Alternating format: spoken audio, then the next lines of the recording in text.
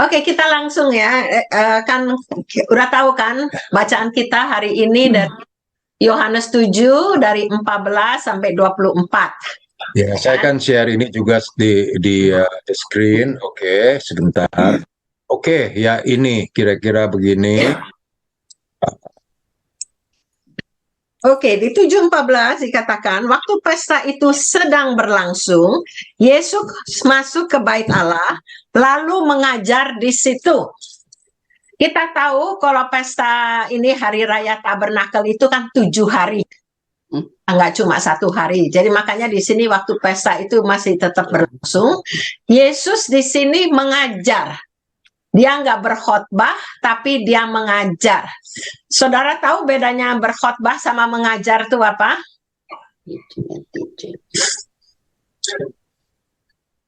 Spellingnya aja udah lain. Halo, masih dingin, belum otaknya belum jalan. Oke, kalau preaching itu is proclaiming the truth. Tapi kalau teaching itu imparting the truth. Ya. Oke, jadi kalau kita ngelihat orang tuh kalau khotbah ini kan proclaiming, memberitakan kebenaran. Biasanya orangnya seru. Apa itu semangat banget. Dan biasanya itu untuk orang tobat, untuk lahir baru. Ya, tapi kalau pengajaran itu teaching, itu just imparting, just memberikan, menyampaikan kebenaran, itu lebih untuk permuridan. Ya, untuk kita lebih bertumbuh, dan untuk kita juga untuk kan dikatakan kan supaya kita berakar dan bertumbuh di dalam Dia sehingga kita mempunyai iman yang teguh. Ya, iman kita dikuatkan dan pengenalan kita lebih dekat lagi akan Tuhan. Itu bedanya khotbah dan pengajaran. Dua-duanya penting. Apa itu makanya yang kita lihat waktu Yesus mulai di bukit dia berkhotbah, tapi di sini dia udah deket-deket hari akhirnya dia banyak mengajar ya. Tapi dua-duanya sama-sama sering dipakai lah gitu. Sekarang kita ngelihat apa itu di sana dikatakan orang-orang pada heran ya. Aku ngelihat Yesus itu. Mereka mengatakan, bagaimana orang ini mempunyai pengetahuan demikian tanpa belajar. Sebab zaman itu dan zaman sekarang juga masih sering, orang berasa orang boleh mengajar kalau dia sudah pergi ke college, pergi ke university, pergi ke seminar. Nah, mereka tahu Yesus itu nggak pernah ke seminar. Zaman dulu kan ada ahli Taurat, orang Farisi, rabi-rabi, itu semua harus melewati seminar. Bukan saya bilang seminar nggak perlu, bagus sih, bagus sekali. Tapi di sini saya melihat Yesus kan bilang, ajaranku berasal dari Dia yang mengutus aku, dari Bapa langsung. Jadi dia nggak perlu seminar, tetapi karena dia mengenal Bapaknya, makanya dia bisa mengajar dengan benar. Ya. Dan kita lihat ajaran dia benar, makanya mereka itu nggak ada yang berani mengkritik pengajarannya. Yang mereka kritik inilah, ini orang kan nggak sekolahan. Itu yang mereka bisa kritik. Tapi mereka nggak bisa mengkritik pengajaran Yesus. Ya, dan ini yang saya belajar juga. Yesus mengatakan, Yesus sering mengatakan, Dia yang mengutus aku, Dia yang mengutus aku, ya kan? Apalagi yang kita sudah pernah bahas ya di Yohanes 5 ya. Yohanes 5 itu saya bacakan deh ya. Ini dia lebih ngomongnya lebih kuat lagi ya. Di Yohanes 5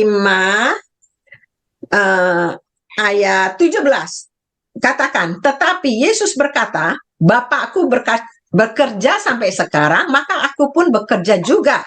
Ayat 18, sebab itu orang Yahudi lebih berusaha untuk membunuhnya. Orang Yahudi dengar itu tuh nggak tahan banget deh. Tapi bukan hanya karena ia mengadakan mujizat pada hari Sabat, tetapi karena ia mengatakan bahwa Allah adalah Bapaknya sendiri. Dengan demikian ia menyamakan dirinya dengan Allah, ya kan? Jadi bagi orang Yahudi itu, kalau orang menyamakan diri dengan Allah itu benar-benar dosa yang besar, bahwa itu namanya menghujat, ya. Jadi saya pernah baca ada satu hamba Tuhan yang mengatakan adalah hal yang bodoh bila kita mengatakan bahwa kita menerima Yesus sebagai nabi atau sebagai guru, tapi bukan sebagai anak Allah. Itu hal yang bodoh sekali. Sebabnya Yesus kalau dibilang mempunyai moral tinggi, dia selalu mengaku bahwa dia anak Allah. Tapi kalau kita bilang enggak, tapi kita enggak percaya dia anak Allah, berarti kan dia pembohong. Iya kan? Jadi kita enggak bisa bilang kita mengaku dia sebagai nabi, guru yang benar, guru yang agung, tapi kita tidak menerima dia sebagai anak Allah. Ya, kita harus mengambil keputusan mana yang kita mau ambil, Yesus sebagai anak Allah atau bukan. Ya, nggak ada lainnya ya. Oke, jadi kita melihat ya di sini bahwa yang Tuhan perlukan, benar, seminar bagus, semua bagus, tapi pengenalan akan dia itu jauh lebih penting. Ya, itu yang terpenting. Makanya kan Yesus juga bilang di Yohanes 17 ayat 3, hidup yang kekal adalah mengenal Allah dan mengenal anaknya. Iya kan? Dan lagi yang mengerikan juga yang Yesus bilang kan, dia Matius 7 21 sampai 23, waktu orang bilang, "Tuhan, saya mengadakan mujizat, mengusir setan," semua Yesus bilang, "Enyahlah engkau, aku tidak mengenal engkau, dan enyahlah engkau pembuat kejahatan." Ya, jadi melakukan pekerjaan Tuhan dengan memakai nama Tuhan, pekerjaan Tuhan dalam kutip, tetapi dengan tidak mengenal Tuhan, itu adalah kejahatan. Ya, jadi kalian tahu itu ya. Oke, dan kita melihat yang saya waktu terakhir waktu saya khotbah itu saya kan bilang, kita mesti tahu perbedaan antara pengetahuan dan pengenalan akan Tuhan. Ya, yang saya bilang bahwa pengenalan itu sangat penting. Kalau kita cuma tahu pengetahuan, bisa sering tersesat. Ya, tapi kalau kita mengenal Tuhan, ajaran kita nggak sesat, itu dipastikan. Ya, tapi seperti yang kita lihat orang Farisi, pengetahuannya tinggi, ahli Taurat, tahu persis sampai koma titiknya dari hukum Taurat, tapi mereka tersesat. Mereka melihat Tuhan, tidak mengenal Tuhan. Ya, nah, yang kita juga lihat di Kisah Para Rasul 4:13 itu dikatakan ketika sidang itu orang Sanhedrin, orang Farisi, orang ahli Taurat melihat keberanian Petrus dan Yohanes, dan mereka mengetahui bahwa keduanya itu orang biasa dan tidak terpelajar. Ya, heranlah mereka. Tapi mereka mengenal bahwa keduanya sebagai pengikut Yesus. Ya, jadi dengan kita itu yang penting itu mengenal Tuhan, mempunyai quality time dengan Tuhan. Belajar firman Tuhan dengan merenungkan firman Tuhan ya, sebab Tuhan itu tidak pernah memilih orang yang hebat-hebat, seringnya dia lebih yang 3 quality yang diperlukan Tuhan ya, memilih kita itu ada 3 hal, yaitu pertama faithful, setia, kedua availability, kesediaan kita, dan ketiga teachable. Jadi kalau saya tuh sama saya supaya saya selalu ingat, saya tulis FAT, F-A-T. F from faithful, A from availability, and T from teachable. Ya, itu yang perlu. Kan apa itu Tuhan kan bilang bahwa bukan kamu yang memilih aku, tapi aku yang memilih kamu. Ya, dan kita sering dengar orang mengatakan, God does not call the qualified, but He qualifies the called. Ya, jadi Tuhan tidak memilih orang-orang yang mempunyai kemampuan, tetapi Dia memampukan orang-orang yang dipilihnya. Ya, dan lagi ini yang saya lihat juga yang sangat jelas sekali di 1 Korintus 1 ayat 27, 28 dan 29. Ya, saya bacakan, kalian bisa tulis ayat-ayatnya. 1 Korintus 1:27. Tetapi apa yang bodoh bagi dunia dipilih Allah untuk memalukan orang-orang yang berhikmat. Dan apa yang lemah bagi dunia dipilih Allah untuk memalukan apa yang kuat. Dan apa yang tidak terpandang dan yang hina bagi dunia dipilih Allah. Bahkan apa yang tidak berarti dipilih Allah untuk meniadakan apa yang berarti, supaya jangan ada seorang manusia pun yang memegahkan diri di hadapan Allah. Makanya tadi kita memilih lagu hanya karena anugerahnya. Biarlah kita sadar dan sadar bahwa ini bukan kebaikan kita, bukan kelebihan kita, tetapi hanya karena Tuhan memilih kita dan memampukan kita. Ya, amin saudara-saudara. Kita tahu Tuhan tuh paling benci sama orang sombong. Sebabnya orang berdosa, ya emang benar, dosa itu memisahkan kita dari Tuhan. Tuhan juga artinya pemberontakan kita. Tapi dosa yang paling Tuhan tidak senang adalah kesombongan. Ya, biarlah kita tuh selalu sadar akan itu ya. Nah, sekarang kita kasih contohnya Musa. Musa hidupnya 120 tahun. Saudara sering dengar Musa itu hidupnya dibagi 3 fase. 40 tahun pertama, dia merasa bahwa dia somebody. Dia emang diangkat sama putri Firaun, jadi dia somebody. Tapi dia mulai bertingkah aksi, dia bunuh orang Mesir, lantas pokoknya akhirnya dia mesti lari. Dia lari ke padang menjadi gembala. Nah, gembala itu termasuk mata pencaharian yang agak rendah di mata orang Yahudi, ya. Akhirnya dia jadi gembala kan. Udah gitu gembala dari ternak orang mertuanya lagi, mending dari dia sendiri. Jadi di situ dia menjadi nobody. Jadi 40 dari somebody, 40 yang kedua, jadi 40 sampai 80 tahun dia baru tahu bahwa dia is nobody. Nah, sesudah dia tahu bahwa dia nobody, makanya dia baru dipilih Allah menjadi pemimpin orang Israel. Ya kan, keluar dari Mesir. Jadi orang yang sudah tahu bahwa kehidupannya dia itu adalah nobody, hanya karena bersandar pada Tuhan. Tuhanlah yang memberikan kemampuan, itu baru yang bisa dipakai Allah. Ya, jadi kita ngelihat dari somebody ke nobody baru bisa menjadi leader and deliverer from God's people, ya.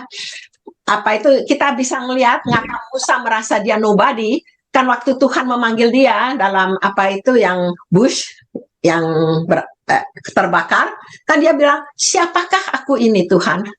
Bukannya saya bekas anaknya putri Firaun, ya, sama siapakah aku? Dan lagi kan dia juga bilang, aduh, apa itu saya ini nggak pandai bicara, saya berat mulut, berat lidah, segala ini. Jadi dia udah berasa bahwa dia itu actually a nobody, gitu ya. Jadi kita belajar situ, lantas sekarang kita teruskan ya bacaan kita. Ini, barang siapa mau melakukan kehendaknya, ia akan tahu bahwa ajaranku ini berasal dari Allah. Sebab aku sebab aku bukannya tidak berkata-kata dari diriku sendiri, kan? Enggak ya? Entah aku berkata-kata. entah ya. Barang siapa berkata-kata dari dirinya sendiri ya, ia mencari hormat bagi dirinya. Tetapi barang siapa mencari hormat bagi dia yang mengutusnya, ia benar dan tidak ada ketidakbenaran padanya. Ya, ini dikatakan bahwa untuk menjadi hamba Tuhan, nomor satu bahwa kita mau melakukan kehendak Tuhan. Ya, itu yang nomor satu. Tadi kan yang saya bilang availability, mau melakukan kehendak Tuhan dan teachable. Jadi nggak sok tahu maunya sendiri, tapi dia benar-benar selalu mau melakukan kehendak Tuhan. Dan yang kedua itu melakukan semuanya untuk kemuliaan nama Tuhan. Ya, ini saya tuh kadang-kadang orang suka, kita ini kan sepertinya apa ya, orang bilang kayak the vessel of God, pot of clay. Kita bejana dari Tuhan. Nah, perbuatan kita itu jangan sampai bau bejananya juga ada. Jadi ini misalnya saudara ya, kalau saudara suka nggak makan peach yang dalam kaleng? Nah, kalau peach yang bagus, enak, berasa peachnya. Tapi kadang-kadang saudara berasa nggak bau kalengnya juga? Kalau udah kelamaan makan peach, kok bau kaleng ya, kalengnya bau. Nah, itu juga. Jadi kita itu jangan kitanya yang juga menonjol. Ya, jadi kok kita melakukan sesuatu untuk Tuhan, jangan memikirkan bahwa kita juga mendapatkan kredit, kita juga ada biar nggak menonjol banget, tapi ya Tuhan menonjol segini kita, tapi juga ada andil. Jadi biarlah semua yang kita lakukan untuk kemuliaan Tuhan. Ya,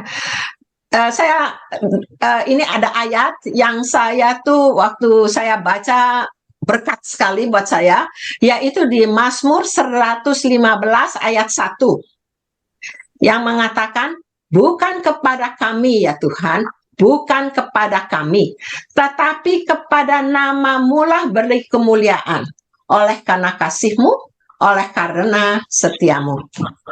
Jadi biarlah kita selalu sadar, jangan keakuan kita itu menonjol atau terlihat. Kita berbuat semua hanya untuk kemuliaan Tuhan. Oke, lantas sudah gitu. Saudara, ada yang mau nambahin? Ada yang mau ngurangin?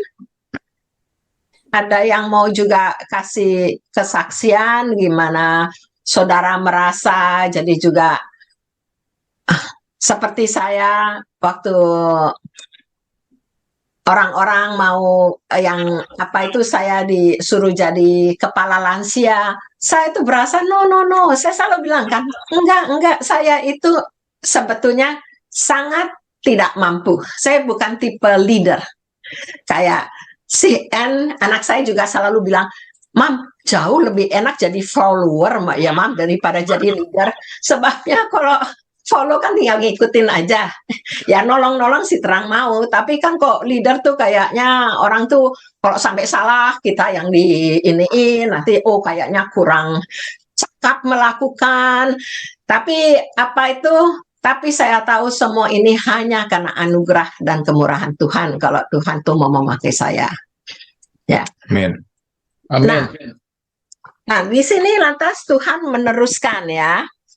Bukankah Musa telah memberikan hukum Taurat, namun tidak seorang pun di antara kamu melakukan hukum Taurat itu. Mengapa kamu berusaha membunuh aku? Ya, orang banyak itu menjawab, engkau kerasukan setan, siapa yang berusaha membunuh engkau? Padahal udah ketahuan orang-orang yang tinggian tuh, yang ahli Taurat, semuanya mau membunuh Yesus kan, yang tadi saya udah baca di Yohanes 5. Tapi orang-orang sering kalau ngomong itu, saya suka mikir ada orang suka ngomong, padahal faktanya jelas, tapi enggak, kan suka gitu ya. Jawab Yesus kepada mereka, hanya satu perbuatan yang kulakukan dan kamu semua heran. Waktu Yesus pada hari Sabat. Jadi Musa menetapkan supaya kamu bersunat. Sebenarnya sunat itu tidak berasal dari Musa, tetapi dari nenek moyang kita, dan kamu menyunat orang pada hari Sabat. Saudara tahu kapan sunat itu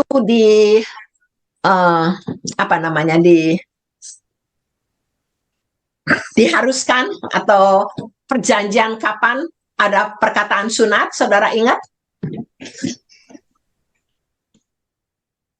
Itu ada di Kejadian 17, yaitu perjanjian Allah dengan Abraham.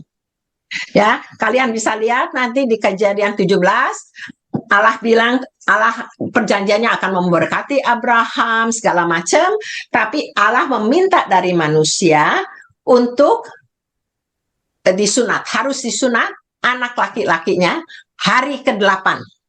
Ya, itu kalian bisa baca di Kejadian 17. Nah, orang kalau melahirkan kan, apalagi zaman dulu nggak ada C-section ya. Zaman dulu anak lahir kan semaunya anak lahirnya kan, nggak bisa ditentuin, oh saya mau lahirnya kapan. Jadi waktu lahir itu Tuhan bilang 8 hari lagi harus disunat. Jadi kadang-kadang 8 hari sesudah kelahiran kan bisa jatuh atas hari Sabat. Ya kan?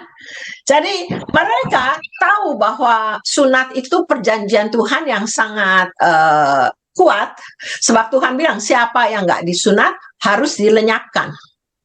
Itu di Kejadian 17, kalian bisa baca nanti. Jadi buat Tuhan sunat itu sesuatu yang sangat penting. Dan ingat juga saudara, waktu Musa lagi mau membawa malaikat Tuhan mau membunuh Musa hanya karena Musa tidak menyunat anaknya. Lantas istrinya Sipora langsung menyunat anaknya. Baru itu ya saudara, kalau baca di Keluaran semua itu ada ya. Jadi untuk Tuhan sunat itu penting dan harus hari ke-8. Jadi kadang-kadang hari ke-8 mereka menyunat anaknya untuk sepertinya mentahirkan mereka untuk menjadi anak perjanjian. Ya, nah sekarang Tuhan bilang, karena sunat kamu nggak ribut, tetapi aku malah mentahirkan seluruh badan orang, kesembuhan. Kamu bisa ribut malah mau membunuh Tuhan. Jadi kadang-kadang kan nggak sesuai lah perbuatan mereka ya. Jadi saya teruskan ini, atas Tuhan bilang, karena itu yang ke-24 terakhir, 24 yang terakhir, janganlah menghakimi menurut apa yang nampak, tetapi hakimilah dengan adil. Di sini Tuhan bilang kita bisa menghakimi, tapi menghakimi dengan adil. Banyak orang yang pernah baca Matius 7 ayat 1, yang Tuhan bilang jangan kamu menghakimi supaya kamu tidak dihakimi. Jadi kalau ada orang bilang, wah itu kelihatannya salah, jangan menghakimi, jangan menghakimi. Sering kan orang suka cuma tahu satu ayat, itu dipakai terus-terusan tanpa dia mengetahui keseluruhannya. Ya, sebab Tuhan bilang, karena dengan penghakiman yang kamu pakai untuk menghakimi, kamu akan dihakimi. Dan ukuran yang kamu pakai untuk mengukur akan diukurkan kepadamu. Saudara pernah lihat gambaran tentang keadilan? Itu seringnya ada gambaran, ada patung perempuan yang ngangkat timbangan. Saudara pernah lihat itu? Ya. Kan timbangan itu menunjukkan keadilan, seimbang, ya kan? Tapi apa yang kalian notice? Di kepalanya ada apa? Ya, matanya ditutup kan? Jadi kita kalau ini lagi mau mengadili, janganlah yang Tuhan bilang, janganlah menghakimi menurut apa yang nampak, apa yang kelihatan dengan mata kita. Ada orang juga suka bilang, don't judge the book from the cover, something like that. Ya, saya nggak pintar bahasa, nggak pintar sastra, cuma kira-kira artinya gitu kan. Jadi di sini, ini nih orang yang bikin gambaran itu pasti melihat ini yang Yesus bilang, jangan menghakimi menurut apa yang nampak. Ada orang kelihatannya, waduh, genah banget, pasti dia yang benar. ada orang kelihatan terlalu sederhana, terlalu miskin. Orang ini sih nggak benar, pasti pikirannya, pengetahuannya, sekolahannya nggak tinggi.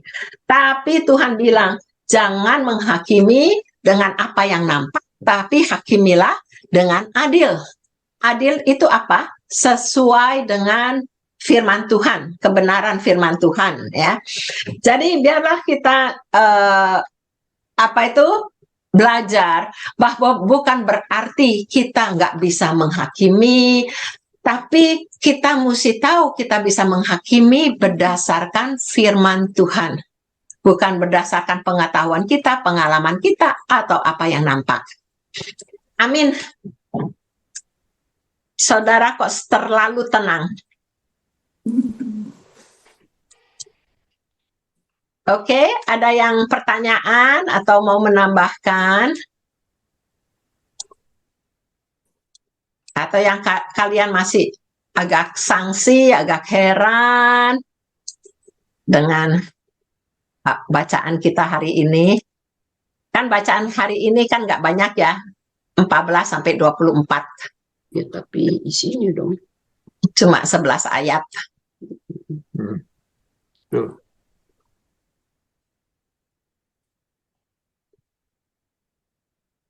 Biasanya Syuhyang banyak.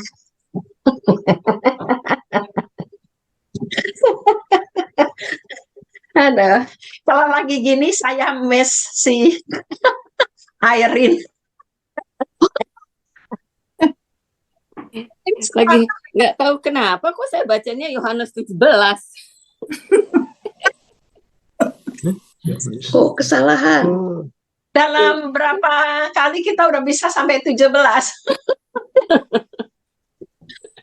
I think yang saya mau yang saya dapat waktu saya baca itu ayat 17. Yohanes 7:17. Barang siapa mau melakukan kehendaknya, ia akan tahu entah ajaranku ini berasal dari Allah, entah aku berkata dari diriku sendiri. Jadi saya kalau merenungkan ayat itu waktu saya baca, iya ya, yang tadi sudah dibilangin, memang bukan belajar itu nggak perlu belajar, justru perlu baca, perlu abis itu kita renungkan. Waktu kita praktekkan, ya kadang-kadang saya suka serang banyak sekali sekarang kalau saya ngomong apakah ini sesuai dengan firman Tuhan. Kalau tidak sesuai, saya bilang stop. Ini latihan saya, yang saya ngomong ini lebih praktikal. Tapi memang benar. Kalau kita mengetahui dari kehendaknya Tuhan, di sini saya interpretnya tuh, wah, itu kebenaran bakal keluar. Maka itu, tadi saya bilang anugerahnya lagu itu. Itu juga, kalau kita bisa apa-apa di gereja, atau dimanapun, itu tuh sesuatu karena Tuhan itu memberikan kita. Kalau kita mau lebih benar lagi, yang tadi terakhir bilang jangan ngejudge orang. Jadi, menurut apa yang nampak. Ya, apa yang kita lihat. Maka itu tadi, kalau kita mengetahui Bapa, kebenarannya itu selalu the truth will set you free. Itu yang saya berasa, kalau kita ngomong dari kebenaran dia, orang itu akan dibebaskan. Instead of jadi berantem. Itu aja lah. Ya, sebetulnya waktu saya khotbah bulan lalu lah, itu saya sebetulnya mau ngomong juga yang kan dibilang mengucap syukurlah karena itu yang dikehendaki Tuhan. Tapi waktu itu Afendi juga ngomong. Jadi kadang-kadang ada orang itu gayanya, saya mau hidup dalam rencana Tuhan, saya mau tahu rencana Tuhan yang gede-gede gitu, apa dia dikirim misi ke Papua, ke Afrika, mau tahu ini itu. Kadang-kadang banyak yang Tuhan udah kasih tahu secara gamblang. Tuhan bilang ucapkanlah syukur. Kita mulai dari situ dulu, nggak usah nyari kehendak Tuhan. Kalau kehendak Tuhan yang Tuhan udah kasih tahu dengan jelas kita nggak lakukan, atau ampunilah saudaramu, kasihilah saudaramu, itu Tuhan itu udah ngasih taunya berkali-kali, terus-terusan. Kalau itu aja kita belum bisa jalanin, lah gimana kita mau Misi. Masa Tuhan mau ngasih tahu yang lebih kayak pribadi buat saya, yang apa-apa. Dan yang kedua, saya juga ada satu hamba Tuhan mengatakan, kita bisa tahu apa kehendak Tuhan pada kita bisa tanya dan dapat jawaban, kalau kita itu sudah tahu bahwa kita pasti mau melakukannya. Walaupun kita nggak tahu apa itu kehendak Tuhan. Jadi makanya ini saya cuma teringat, ya, saya sering ngomong waktu saya mau melakukan perpuluhan. Waktu saya nanya Tuhan, kehendak Tuhan pada diri saya dan Steve ya. Saya nggak lagi bilang buat semua orang ya. Ini kehendak Tuhan pada kami, apa? Tapi saya udah tahu apa yang Tuhan akan katakan, itu akan saya lakukan. Itu pasti Tuhan akan jawab. Jadi kalau orang itu bilang, saya udah doa, nggak tahu nih, Tuhan nggak ngasih tahu rencana tuh akan saya bilang bukan di pihaknya Tuhan, ada korsletingnya ya di dia. Ya. Kalau dia belum bisa melakukan kehendak Tuhan yang Tuhan sudah katakan, dan dia tidak dalam hati itu udah tahu bahwa apa yang Tuhan katakan, walaupun kelihatannya nggak mungkin apa, dia pasti lakukan, pasti Tuhan akan memberitahukan.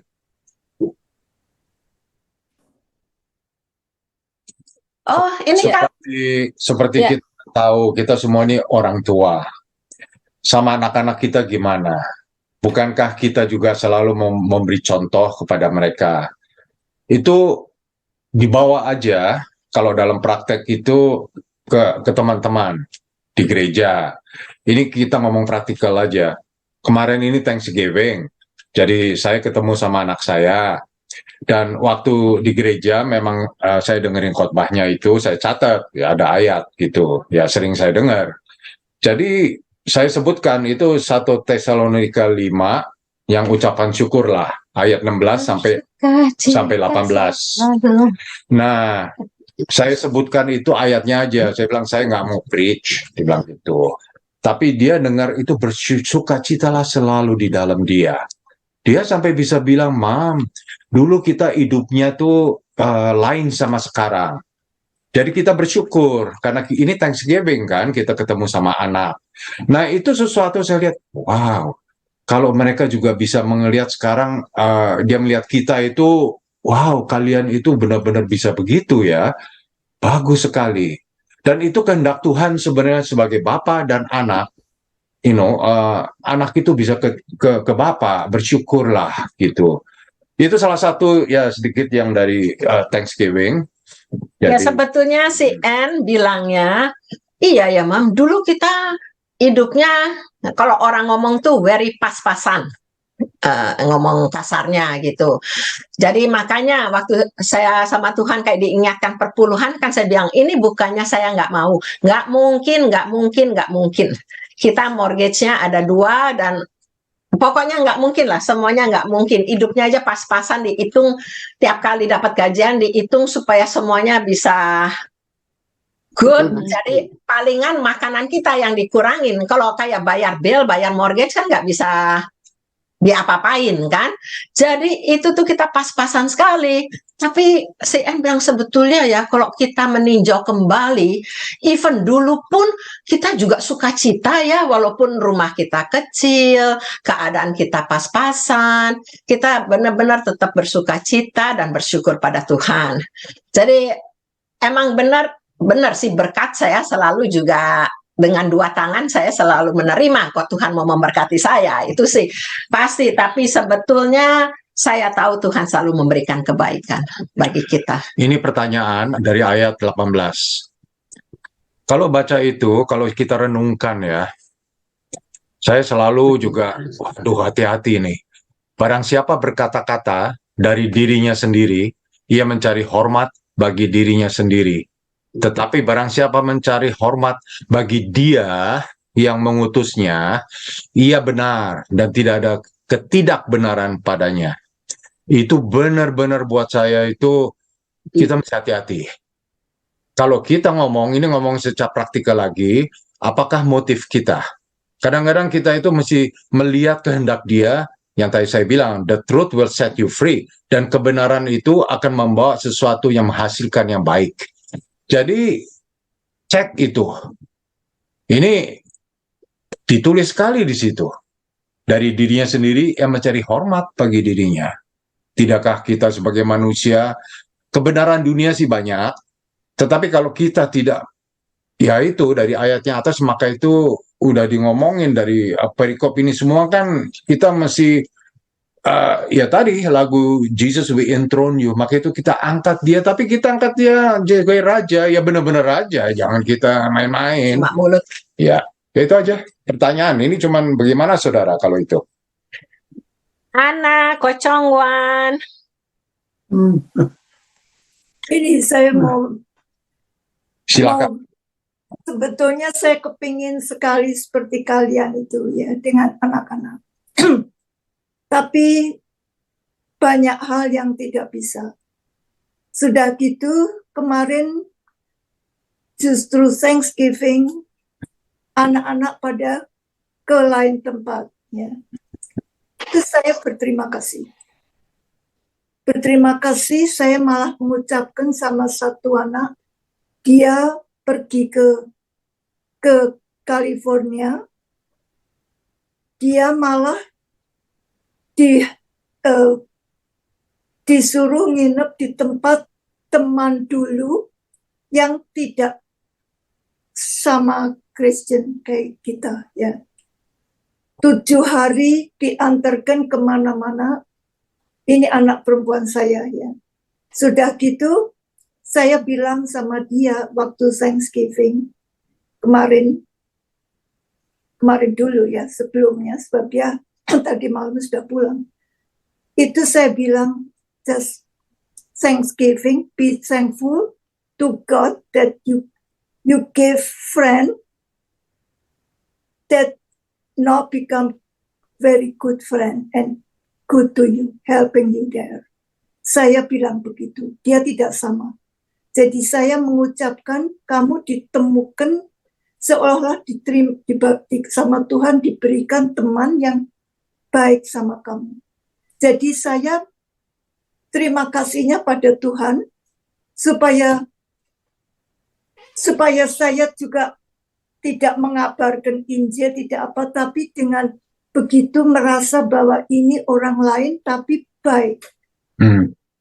And dia rupanya juga menghargai anak yang seolah-olah mau terima kasih sama dia. Ya. Tahu betul bahwa anak saya Kristen. Jadi itu saya juga terima kasih. Ya. 3 anak keadaannya hampir sama. Di mana-mana ada lain-lainnya. Yaitu saya mengucapkan thankful to God. Jadi dalam keadaan apapun maybe dipakai Tuhan untuk kalau bilang cahaya atau salt atau apa di dunia itu saya juga mikir. Jadi dalam keadaan apapun kalau itu kelihatannya anak saya itu bisa memikirkan yang baik ya.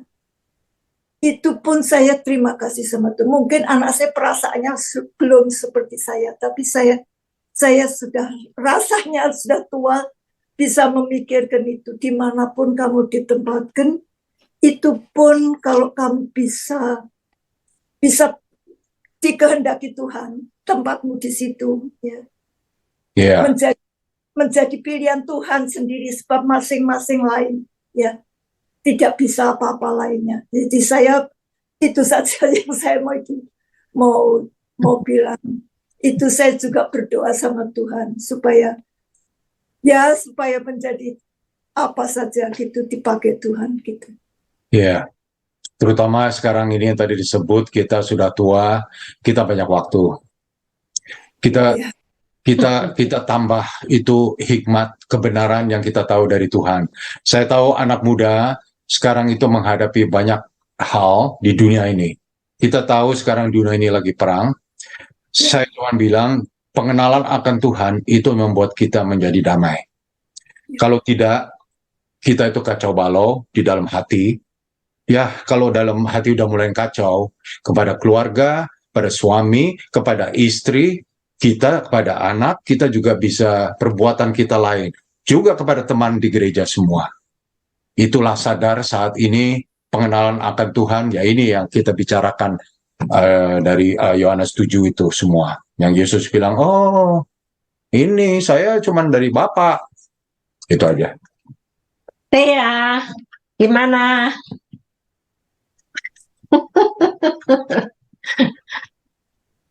Ini pertama kali Tia ikut. Makanya, Langsung jadi komen. mau tahu komennya.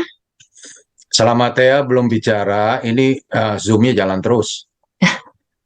Ini Tia, kamu kamu apa? Mesti unmute. Saya udah kasih tahu ini ask to unmute. So, kamu lihat kan di sana? Unmute aja, klik buttonnya.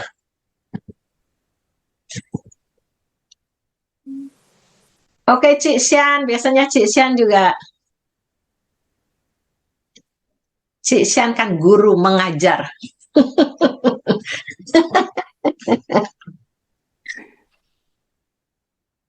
Nah, kalau nggak ada apa-apa, kali emang jadi cukup. Saya mau tanya, sebetulnya di dalam ini apa perumpamaan itu di Yohanes ini gimana ya? Kalau di Matius atau apa itu banyak perumpamaan ya. Jadi seperti Sui Yang yang waktu mengajar itu tentang perumpamaan Matius 20 ya. Matius 20:10 ya. Itu perumpamaan itu kalau itu di Matius ya. Kalau di Yohanes itu nggak ada ya. Yang saya lihat, emang saya jadi belum terlalu. Yang pasti kalau Yohanes itu lebih banyak pengajaran. Kayak akulah roti yang hidup, akulah apa itu terang dunia, akulah gembala yang baik. Lebih banyak pengajaran saya ngeliat. Tapi I don't know ya, kita lihat lagi nanti kita cek ada perumpamaan enggak. Tapi emang kalau Matius, Markus, Lukas itu kan yang dibilang sinoptik ya. Itu boleh dibilang hampir semuanya tuh sama kan. Jadi cerita-ceritanya banyak yang di sini ditulis lagi di situ, itu makanya dibilang sinoptik. Tapi emang kalau Yohanes itu lain dari lain. Sebab kan Yohanes bilang bahwa tujuan dia tuh menulis buku ini supaya kita benar-benar yakin bahwa Yesus adalah Mesias, anak Allah. Ya kan yang dia bilang gitu. Tapi I don't know, maybe ya kita cek next time, kita cek bener nggak ada perumpamaan. Saya kurang gitu. Apa itu 100% sure gitu. Yohanes itu menceritakan kealahannya dia di buku itu. Jadi nggak ada perumpamaan. Ya. Cuma dia bilang siapa dia. Bukannya dulu ini pernah bilang 7 apa? Ya dia menyatakan sebagai yang pasti 7 miracle, 7 kan angka Allah ya. Sama 7 pengajaran. Ya, 7 dia adalah tadi gembala yang baik. Dia adalah pintu gitu. Jadi itu pengajarannya di situ. Jadi yang menulis Revelation is the same. John. Ya, Yohanes. Sama ya. Jadi tapi dia dimasukkan gospel ini ya. Termasuk Matius, Markus, kalau ini Lukas ya. Yohanes jadi double ini ya kerjanya. Ya, Yohanes jadi nulis ini dan nulis Revelation. Dia nulis apa lagi enggak? Surat episode First John and Second John. Ya. Jadi itu dia sama ya. Paul itu lain, itu Paul tuh kalau Efesus kalau. Jadi kalau kita ngelihat ya, kalau 7 apa itu pengajaran Yesus itu, yang pertama akulah roti hidup, kedua akulah terang dunia, ketiga akulah pintu ke domba, yang keempat akulah gembala yang baik, kelima akulah kebangkitan dan hidup, keenam akulah jalan kebenaran dan hidup, ketujuh akulah pokok anggur yang benar. Ya. Ya, Jadi, Saya boleh tambahkan. jadi sudah bukan perumpamaan lagi. Ya. iya. Tapi ya saya belum. Kebenaran, kalau menurut saya dengarnya kebenarannya gitu. Nah, kan Oke, itu. Dave. Ya, tadi saya ingin tambahkan bahwa yang menonjol bagi saya waktu belajar mengenai ini adalah yang terakhir dalam ayat yang kita baca, yaitu ayat 24. Janganlah menghakimi menurut apa yang nampak, tetapi hakimilah dengan adil. Amin. Betul. Saya kira itu pelajaran yang saya terima, yang barangkali yang terpenting dari antara semua Ya. yang sebetulnya ada, memang ada yang disebutkan Inge di situ.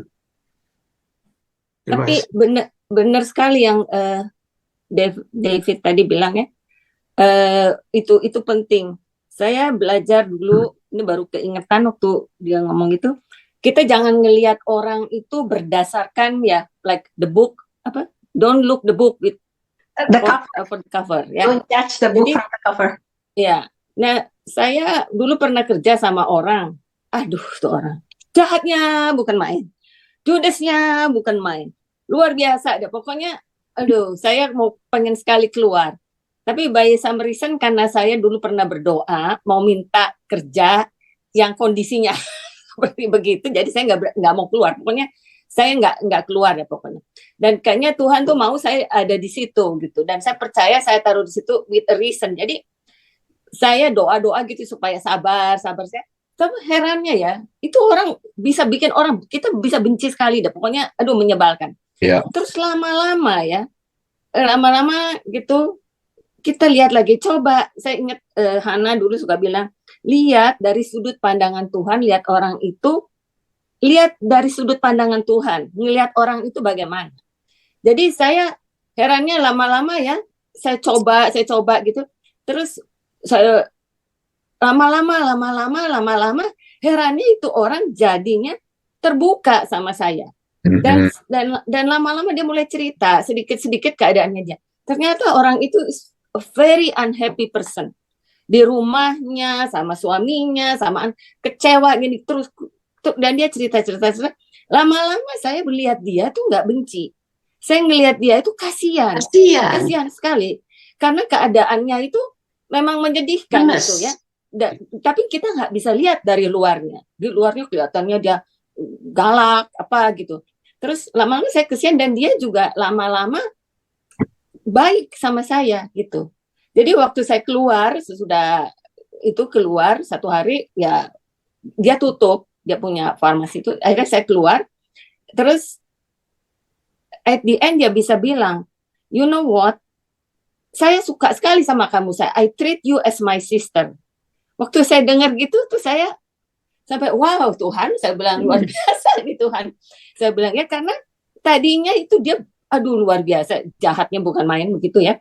Dan waktu saya keluar, saya ingat sekali waktu saya keluar dari situ terus sepertinya tuh Tuhan, saya belajar sesuatu. Bilangnya seperti gini, Tuhan itu mengasihi saya sama seperti Tuhan mengasihi itu orang yang jahatnya kayak gitu.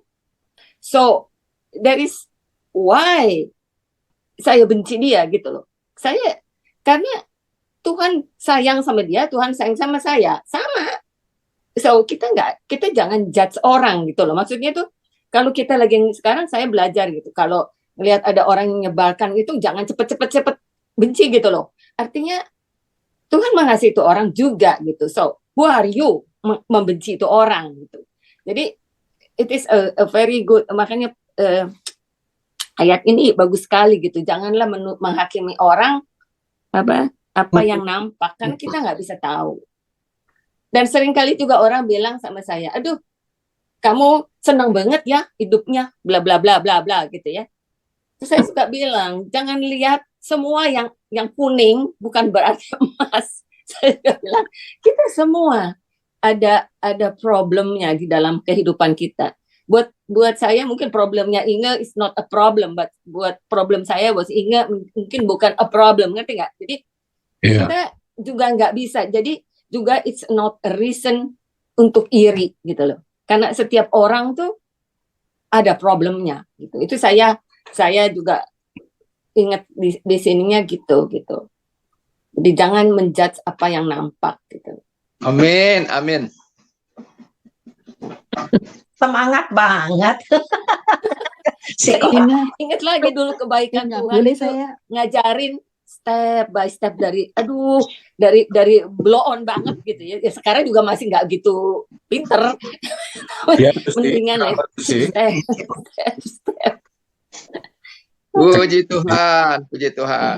Tadi Susi mau, Tadi Tia sama Susi masih mau ngomong. oke, silakan Bu. boleh saya bersaksi Boleh. Silakan. Ya, silakan. Boleh.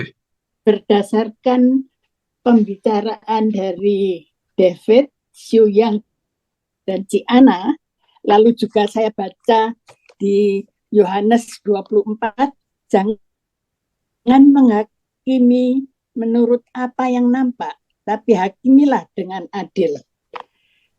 Dua cucu saya yang laki-laki punya girlfriend orang Hong Kong yang agamanya Kristen.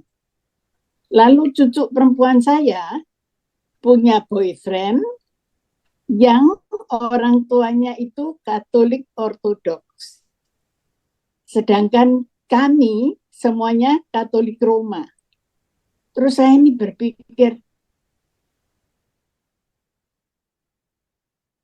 Frozen ya? pernah Frozen. Frozen. ketemu ya sama orang-orang itu sama bersatu, tidak merasa beda apa ya, yang Katolik Ortodoks itu kok gak pernah. Frozen lagi. Di jalurnya ini terus. Yang dari Hong Kong itu yang agamanya Kristen itu sudah mulai mau kenal dengan keluarga saya. Terus saya Amin. mikir, kenapa saya terus berdoa saja, Tuhan tolong bagaimana supaya semuanya itu bisa bersatu, karena kami biasa keluarga besar, kalau saya ya merasa kalau bersatu itu senang sekali. Haleluya. Tapi kalau sendiri-sendiri, egois, saya sangat tidak suka. Terus akhirnya Tuhan itu mendengarkan doa saya. Kemarin waktu Thanksgiving, dari dua keluarga ini bisa bertemu menjadi satu, saya gembira. Ternyata yang orang tua dari boyfriend itu, dari girlfriend, itu sungguh-sungguh orangnya itu sungguh-sungguh supel, membuat kita ini tertawa semuanya. Walaupun dia bertemu dengan yang Katolik Ortodoks, dia juga bisa menyatu. Dan yang Katolik Ortodoks ternyata papanya anak laki itu suka membuat banyolan. Terus saya ini senang sekali, jadi saya mempersatukan mereka.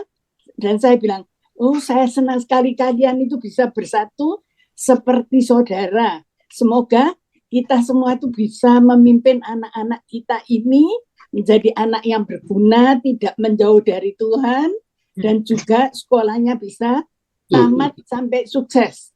Terus Amin. saya ingat di rumahnya adik saya yang di Indonesia itu ada suatu tulisan, doaku terjawab sudah.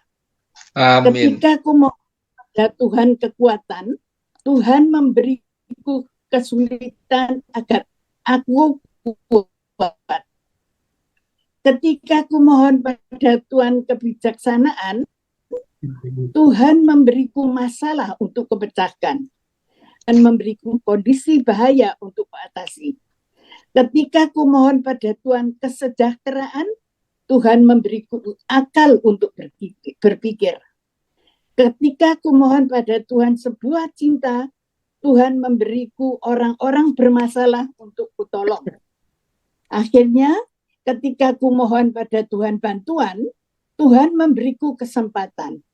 Aku tidak pernah menerima apa yang kuminta, tapi aku menerima segala yang kubutuhkan. Amin. Itulah Amin.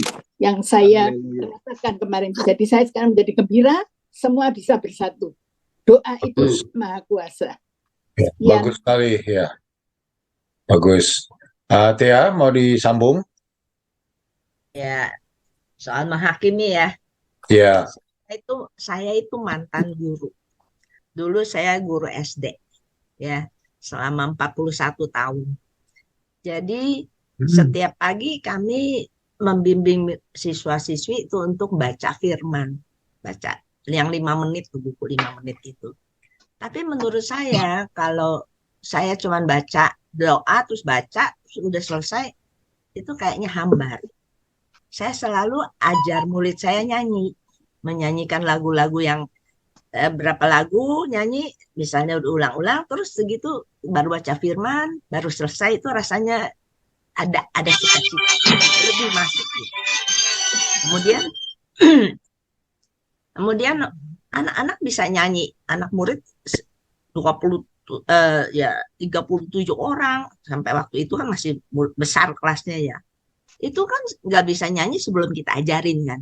Iya. Begitu kita ajarin nyanyi, latihan ada waktu kosong, saya diejek sama temen. Nah itu yang saya bilang dihakimin. Katanya itu ada guru seni suara baru tuh, ada guru baru, dia ngeledekin saya ke guru seni suara sebenarnya. Saya nggak peduli, saya nggak peduli. Yang penting saya nyanyi buat menyenangkan hati Tuhan. Tuhan. Ya, nah sekarang kita juga bisa latihan nyanyi ini. Kalian buka dah Alkitab Perjanjian Baru. Kalian buka ya Alkitab Perjanjian Baru, kita bisa nyanyikan. Kita suka lupa ya, Perjanjian Baru tuh urutannya apa sih, gitu kan? You Mark, Luke, and John gitu ya. Kita lihat ya dari Perjanjian Baru. Matius, Markus, Lukas, Yohanes, Kisah Rasul, Roma, Korintus, Galatia, Efesus, Filipi, Kolose, kedua Tesalonika.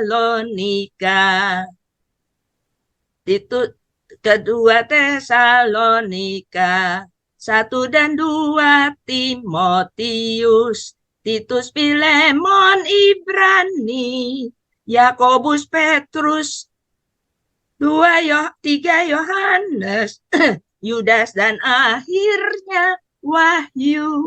Saya ajari murid saya nyanyi. Jadi waktu dia di ujian agama, dia buka Alkitab yang nggak pakai teks itu tuh, dia bisa buka. Jadi ujian agamanya bagus semua. Itu kan kita menyenangkan hati Tuhan, mengangkat murid jadi bisa nyanyi. Jadi walaupun saya diejek, dihakimi oleh orang lain, saya nggak peduli. Yang penting saya menyenangkan hati Tuhan. Itu yang terbaik. Terima kasih. Boleh juga ya kita belajar nyanyi itu ya. Saya lagi mau Gampang. bisa rekam itu, nanti kalau saya nyetir mobil saya bisa hafal itu. Good idea. Ada lagi yang Perjanjian Lama, ada. Iya, yang Bagus. Itu banyak banget. kecil. Ya. Ya, ada Perjanjian Lama. Jadi saya bukan apa ya, yang penting saya nyenangin hati Tuhan deh. Gitu. Iya. Kalau udah senangin hati Tuhan, Tuhan juga nggak berhutang sama kita. Tuhan peduli sama kita. Oh, Ya, kalau amin. saya mau bersaksi itu panjang sekali. Mungkin seminggu nggak habis-habis.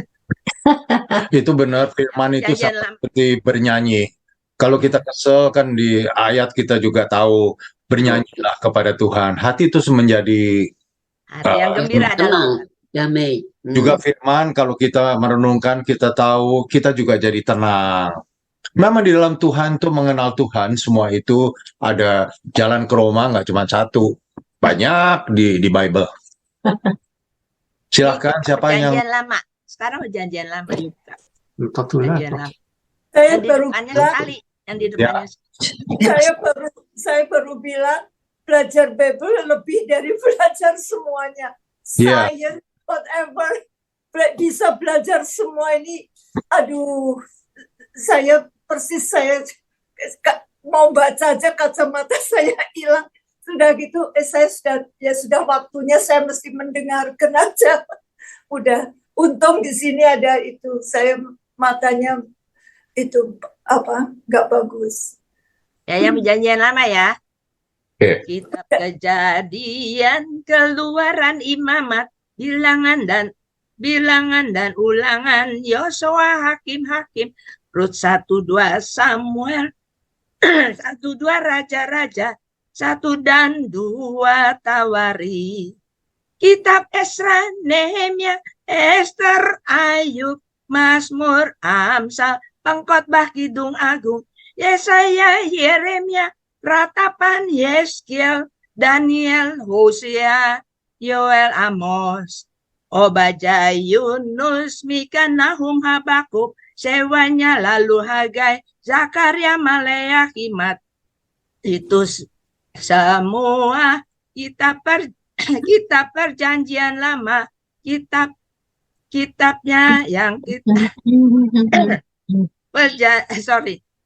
itu semua kitab perjanjian lama itu yang kita nyanyikan. Lupa belakang.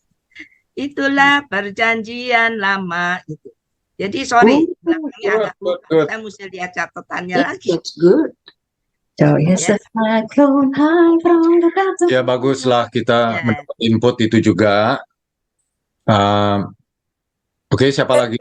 Kita. Memang kalau saya bisa belajar kayak Engel, siapa sih yang memang yang susah sekali itu karunia masing-masing mendapat sesuatu yang Iya. Lagu doa Bapa Kami in English. Saya nggak bisa hafalkan bahasa Inggris lu. Ya dengan nyanyian Lost Prayer in English. Jadi saya nggak bisa. Jadi bisa gitu berdoa Bapa. Emang semua kan bilang dengan nyanyian tuh seperti Tuhan adalah gembalaku. Kalau kita suruh hafal ayatnya, kan belum kita tahu lagunya, ya langsung jadi bisa. Bernyanyi jadi bisa. Iya. Ya itulah berkat Tuhan buat kita. Terima kasih. Oke, kayaknya udah jam berapa sekarang? 12.20. Jadi sekarang masih ada yang mau nambahkan? Oke, kalau nggak ada, kita ketemu lagi minggu keempat.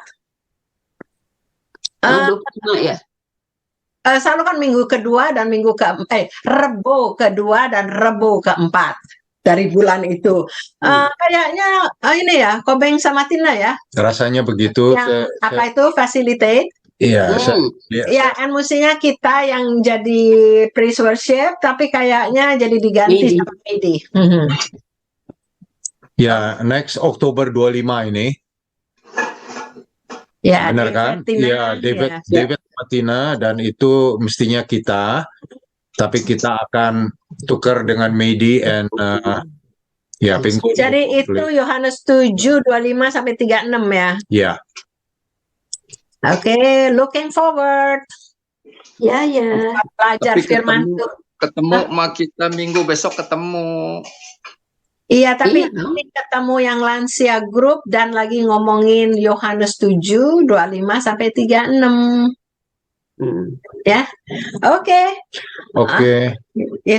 Kita akan tutup sebab kita akan lanjutkan dengan Susi. Bless you all. Haleluya. Siapa yang mau ngikut ya tinggal di sini, kalau tidak saya tutup dalam doa ya. Sebentar.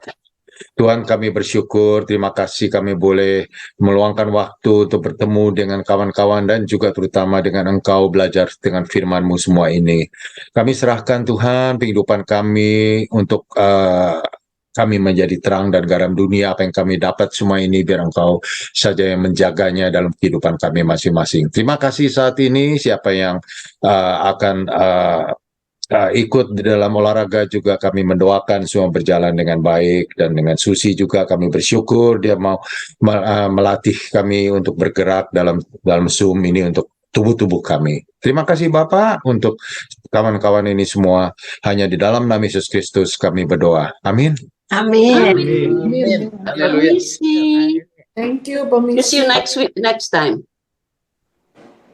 Ya, see you all. Jadi, Thank you. Saya permisi ya. Bye. Oh ya, oke, nggak apa-apa. Thank you.